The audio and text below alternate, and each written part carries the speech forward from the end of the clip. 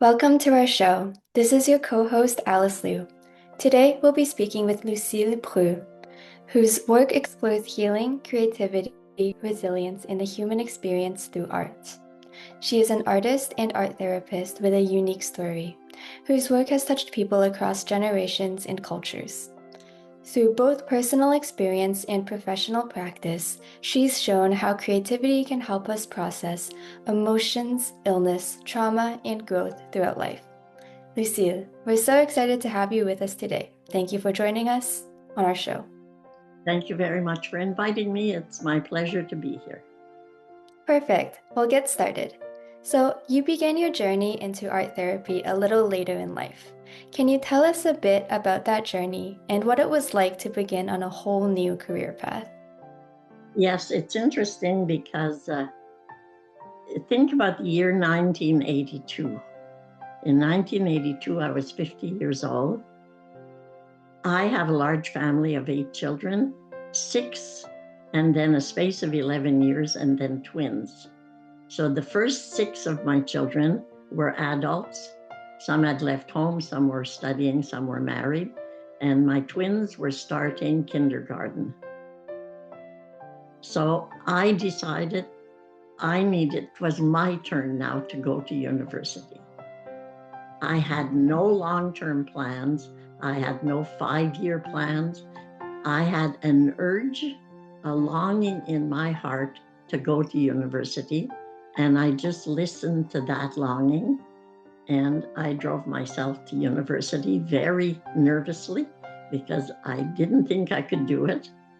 And I took my first course was a summer course of Psychology 101.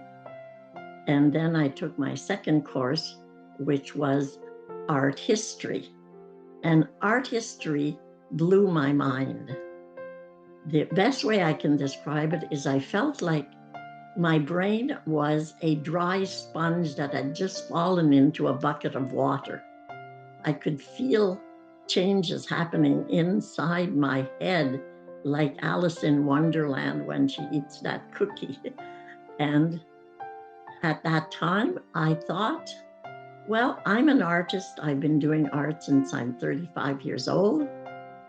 Why not try to find a career where I can be doing art for the rest of my life and helping people with art? Now it's 1982. And at that time, Concordia University was introducing art therapy into the program of art education.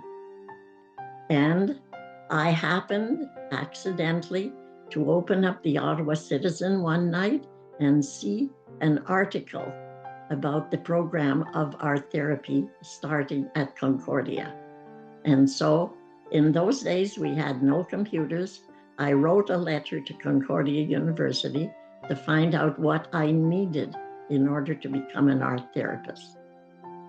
They told me, and they said I needed studio courses. So I went to Ottawa U and took a combined course of psychology and visual arts.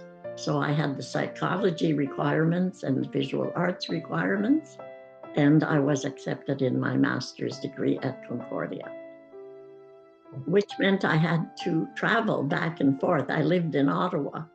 The university was in Concordia. I had 2 small children at home.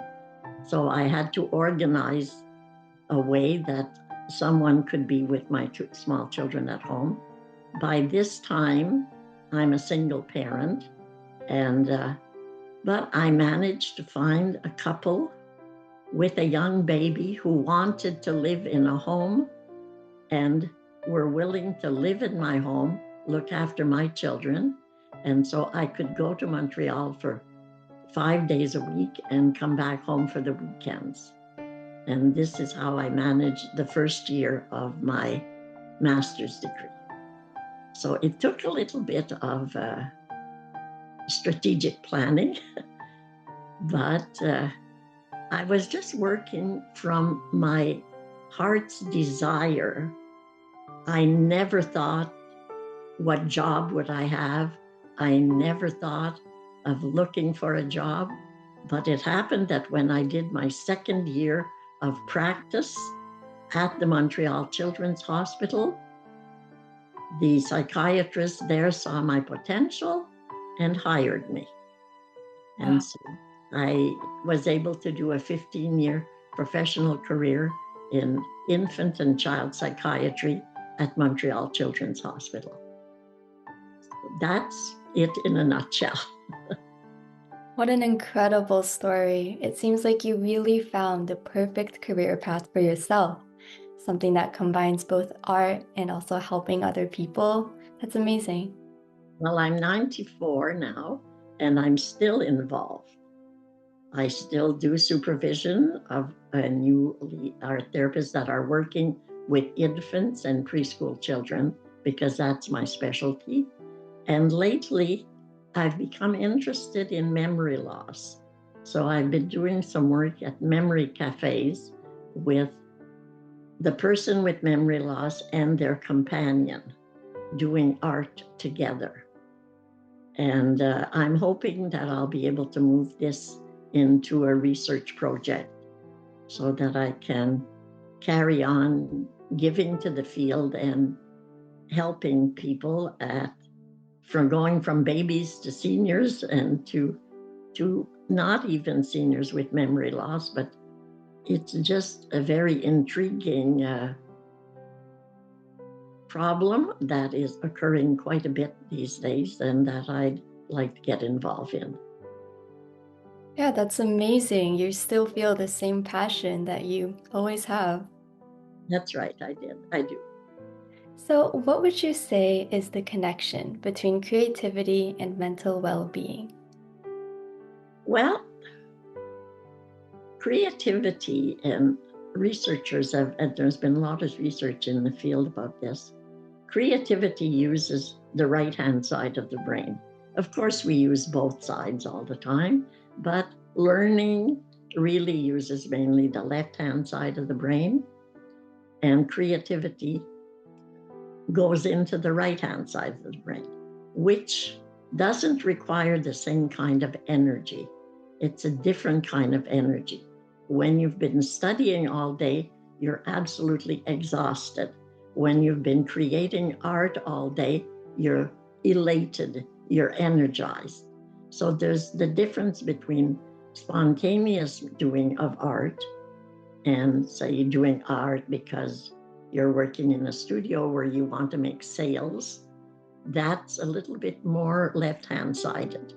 But when you're doing art for the fun of it, just to express yourself, it energizes you. Well, speaking of the difference between art and talk therapy, what would you say to individuals who feel that they may lack talent or even interest in creating art? Do you think that they could still benefit from trying? Well, that's a common problem. And that is the role, that is what the art therapist is trained to do, is to get that person who says they can't do it or they were never good at doing art to introduce the types of material that will pique the curiosity of the person. And thing is very simple. One of the methods I have used with adults who say, oh, I can't do art and I'm not interested, I will pull out my button box and I will say, well, find me some buttons that will tell me a little bit about you or your family. And it's amazing how the button box will allow that person to open up and start to talk. Once the opening up and the start to talk happens, then you can introduce other art materials. I use things like food coloring. So food coloring is very simple. It's not frightening. What happens is the client who comes to see us and who has never done art and doesn't feel they could ever do art has got to be introduced to household things. So I use a lot of household materials to get them started. And once they're started, the other material is always there for them to use. And I wait until they're ready to say, well, I'd like to try acrylics today. Okay, I'd like to try something else. So then I will allow them to use whatever material then that they want to use. The thing is Wow, to get started. that sounds like a lot of fun. It is, it should be. If you're not having fun, it's not really therapeutic. That's important to remember. I Um, remember when I was doing the work with children at the hospital, the psychiatrist said to me, how do you know what you're doing is working? And I said, well, when they come in, the parents look worried, the children are not happy, but after they do art together, they leave and they both have a smile on their face. And that's why I know it's working. that must be really nice to see as well. Let's talk a little bit about what our audience can do at home. What simple creative practices can older adults and their families do together from the safety of their own home? There's a lot of fun stuff. And right now, a very popular thing that can be done is scrapbooking. Now, when my kids were leaving home, I didn't know anything about scrapbooking. It wasn't the thing to be doing in those days. But I got scrapbooks and I put in pictures of them and their brothers and sisters when they were babies. I put in paintings and artwork that they did when they started school because I wasn't into getting my kids to paint and do art. That's the thing I was doing. And I just wanted them to leave home with something, with their birth certificates. And when we traveled, we'd been to England. So some of them had the ships we were on and stuff like that. So each one of my 8 children have a scrapbook that they helped make with me that they were able to bring home with them. And even now, if I go upstairs, the scrapbook I made with my son is right there on his bookcase. And he refers to it sometimes if he needs information. And so that's a fun thing to do, is scrapbooking. You know, coloring books are fun and paint by numbers are fun. And you can do one painting with your child or the whole family together doing a paint by number and you accomplish something. There's no problem with something that comes from the outside like that. Some people would say, well, I'm not creative enough. Well, you can buy stuff that will help you to become creative. And of course, there's always Play-Doh. You can make your own Play-Doh. Use food coloring. Play-Doh, you know, will get hard. You can make stuff that will get hard. And of course, there's clay. Clay is absolutely fabulous. Nowadays, you can buy paper clay. You can buy self-drying clay. So some people will be amazed at what they can do with their hands that they can't draw or do anything, but they can create something with hand building with clay is very fun. And making cookies. Making cookies is fun. It's you can mix it together. The kids can help you. Kids can help with measuring. Kids can help with mixing. And if you're just 2 adults together, make cookies, decorate them, and then you eat them. So that's even the more fun of it. Yeah, I love that idea, art that you can eat. That's right. Yeah, wow, these are really great suggestions. I especially love the scrapbooking one because you're creating something that will create lasting memories and that also allow you to reflect on your life. And it's amazing, but you grow up and there's always problems. Things are not always perfect in any home. And it's sometimes nice to look back and look at the pictures and look at the fun times, you know, that happened, the fun birthdays and the silly pictures you drew and stuff like that. it just helps you get through life. Yeah, I've noticed that myself whenever I sit down and allow myself to think about the things, even bad things that happened in the past, I get a fresh perspective on it. It's interesting how that works. That's right. The perspective of an adult rather than that of a child. Exactly. What would you say aging well means to you personally? Well, aging well means that I can always carry on. Like I told you before, I went to Costa Rica 2 months ago, and that was exciting for me because I was going with a group of 14 colleagues, and I was going for 3 weeks, and after 6 days, I fell. Mm. And even a healthy person, even a young person, can fall. And I had a com, com, compression fracture in my fifth vertebrae. So right now I'm feeling very good this morning. I made sure I did my exercise and I'm recuperating. It's 2 months now. And so aging well doesn't mean you'll never have a pain, that you won't break a leg or hurt yourself, but it means that you carry on, that you always have a goal, that there's always something important to do.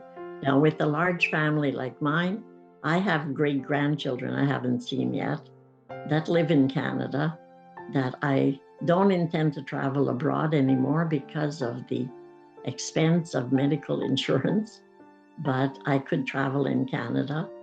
I have a great granddaughter in Vancouver that I haven't seen yet. And so I plan to do that. That's one of my goals. And then my other goal is I would like to join a research team that is researching dementia and art therapy. And perhaps I can move my dyad art therapy up another level to working with people with dementia and their partners and see how it can improve their life. I don't expect it will heal them, but I like to do it in order to improve the relationship and the communication between the accompanier and the person with the memory loss. That's So a really great perspective. I think you always have to have a goal. I think it's the only way that you can. Some people, their goal is their pet. A lot of people are very involved in their pet, and they'll tell you that helps them to also to age because it's something for you to care for. And you know very well people really get attached to their pets. The attachment is there. Others, it's flowers. I have a friend of mine who is unable to get around very much at her age. And her thing is African violets. And she's become such an expert in making them flower. I have a couple on my windowsill and I have such a hard time getting them to flower. So I must send her an email and say, what do I do now? Mine don't flower. And she is able to do this, and she can do that in her home. She doesn't have to go away. And she has become very good at it. She has amazing African violets. Somebody else I know is she's doing orchids, which is again a difficult flower to keep and to learn how to let it flower. So it doesn't have to be a major thing. I always seem to go overboard. I would like to do a major research. I may not be able to. I may still just be working in the memory cafes that I do as volunteer work. Another thing is if you're well, volunteer work is the way to go. You can do so much with volunteer work, things that you would have liked to do once upon a time and never got around to doing it. Now's the time. You volunteer. They need volunteer in just about everything. And senior centers function with volunteers. I still do sports. I like to play croquet. I can manage that. I couldn't manage golf anymore because walking was too much for me. But croquet is not too much, except now with this back problem, I have become a social member for this year so that I will still see my friends at the social activities, but I don't think I'll be playing this year. I'll be lucky if I do this fall, but you have to keep involved. It's so easy to just want to sit there and watch TV, but no, you have to push yourself, give yourself a kick in the behind and make yourself move a bit and get things done. Yeah, I think that's so important for people to hear because it's so easy to get that all or nothing mindset. If I can't accomplish this really big goal of mine, I might as well just stay home. But it's true, it doesn't matter how big or small the goal is, it doesn't matter if you have to adjust it or change things. It's nice to have something to look forward to and something to try to accomplish. And it doesn't matter what age you are. This is a big thing. At this time, I only was there for 6 days, but I met some wonderful people that are thinking of changing their career at 60 years old. And they're saying to me, am I too old? No, you're not. You've got all this education. You want to add a couple more years of education and do something else, a career you've always wanted to do. So go ahead and do it. I mean, I started at 50. At 58, I finished my education. This lady, who is 60, has a master's degree and 2 BAs. At 58, I ended up with 2 BAs and a master's degree. But I'd had to start at 50. I did 10 years of just going to school. And then from 58 to 70, I created a wonderful career. I created a new art therapy intervention, which allowed me to receive an honorary doctorate at 93 years old. This is something, that helps me move on to a different level. But I started at 50 with only a high school education. A lot of street smarts, mind you, but only a high school education. And now at 94, I have an honorary doctorate. So I never thought or planned or anything like that. I just did what my heart wanted me to do. And this was the journey that I followed, which has been a fabulous, fabulous journey. I don't regret any amount of it. Where can people learn more about your work and find your information? Well, you can go to my website, which is lucilleproulx.com, and you'll see I have galleries there, all of my work from 1959 to today. The woman on the towel is in there. My series of the sheds in Montreal is in there. And there's another series of elephants. And my toilet paper rolls, because I did a whole series on toilet paper rolls. I was having fun with those. And so you can see all that on my website, and you can contact me from my website, and I will respond. Wow, I need to check out this website even more. I want to see the toilet paper rolls.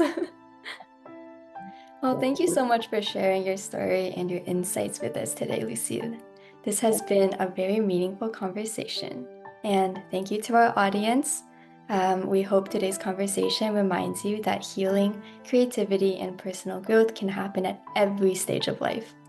Take care, everyone, and we'll see you next time. Thank you very much for having me, and goodbye, everyone. Yes. May we all live long and prosper.